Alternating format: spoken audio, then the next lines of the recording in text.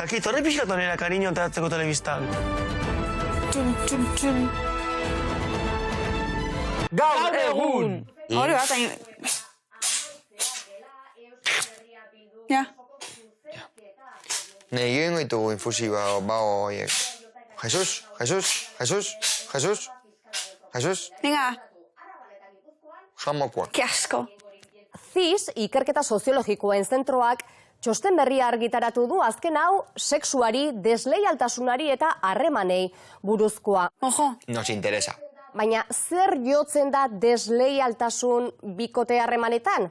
Non dago muga? Bat desleialtasun da harra hartzi, ez? Baina, ze da hori? Zela ze da hori? Beste batekin joatia? Definido. Joatia noa, zinea. Zinea joatia, ez? Eskiatzea. Narrota joatia izango, ez? Bueno, bakalera atera gara Euskal Herritarren iritzia jasotzeko.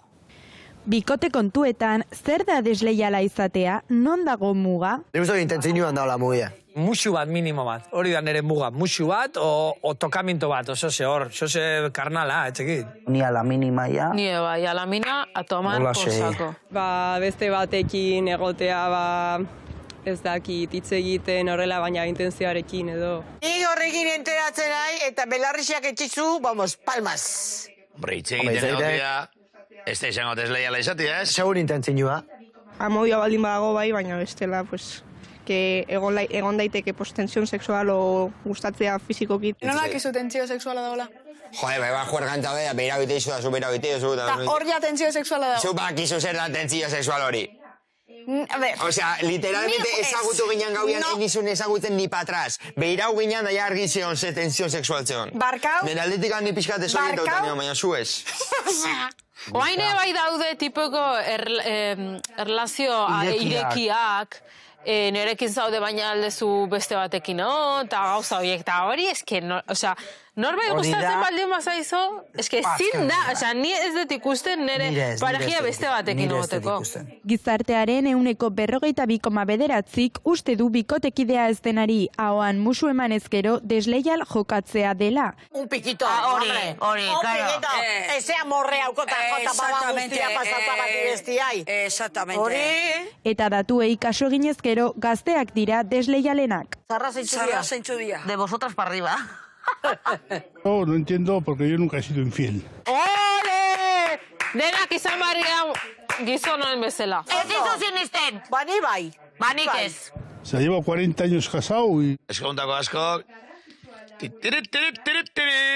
Eta sexua garrantzitsua alda gure bizitzan. Nere uste sexu erlazio baten maiko hanka importante bada. Noski. Aquí da marisquera, ¿sabes, hemen? Claro, exacto. Pues al principio sí, pero luego ya a medida que va pasando la relación, pues ya se valoran más otras cosas. Ba, ez nago ados. Ez.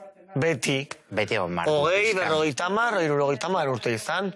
Sexue beti da importantie, beti. Beti egon berdu pasio hori, beti egon berdu kandela hori piztuta, Harreman sexualen inguruan galdetuz gero.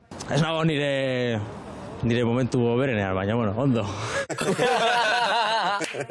Artistietxo. Bueno, azai, nire nitxonero nire Hori enfokaitu. Osea, gora beraz, Gero ritmo hartzekenean, jak, dana ondo tortze. Hala ere, badago zerbait beti gailentzen dena. El amor. El amor es importante. Sí. El amor. Ea de hortako atebizate hori? El amor? Makina. Madre mía. Joder, qué tío más enamorado. Baina zer da amodioa? Zer da benetako amodioa? Hoi galdera polita. Es más, lenguan ez dakit oia neono, eta hortan pentsatzen hasi nintzen. Ta ze konklusio? Porque nire ustez da, osea, askoten zatea, maite mindutan hau da, claro, maite mindutan hau da, baina nivel ontaino. Orduan, baten eman ezagutzezu beste pertsona bat, honeaino maitatzezu da, orduan zer da maitasuna, hau edo hau. Ulertzezu? Porque ni adibidez beste pertsona batzukin egon naiz da, maite mindutan egon naiz, edo oai maite mindu naiz. Maitasuna ezin ezu kuantifikau. Ba horregaitik handa, hauza, zein edaki maite minduta dagoela. Ze sentimentu dira maitasuna. Konvertazio filosofikoa urrengo bateako. Lenguan pentsatzen honitzen oia. Ez dakiteke, baina pentsatzen honitzen.